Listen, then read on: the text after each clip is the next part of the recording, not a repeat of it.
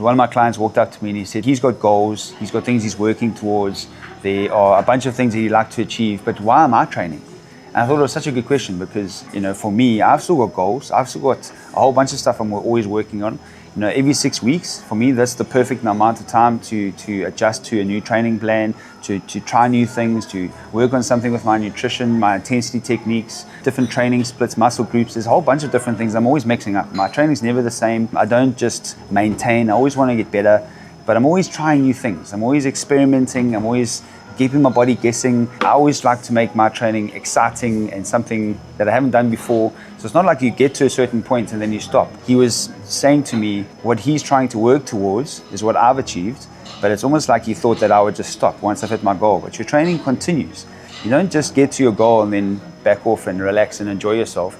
You've got to maintain those goals. You've got to make sure that you're keeping that muscle mass. You don't want to change your routine all of a sudden just because you've hit a goal. Once you get to that goal, you readjust. You get to the new goal. Once you get to that goal, readjust and get another one. You've always got to mix things up. You've always got to keep your training interesting to make yourself feel motivated, but also those little micro goals and towards a bigger goal. Those are the things you're always adjusting and tweaking along the way. It's always something that you're working towards. So for me, I am always working towards something. I'm either trying to lose a bit of weight, gain a bit of weight, trying to get a little bit stronger.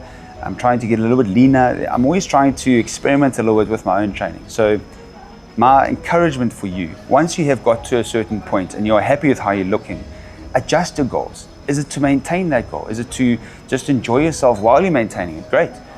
Once you get to a certain goal, maybe you want to build a bit more lean muscle, you want to train a bit more often, then once you've hit that goal, maybe you want to backtrack a little bit off.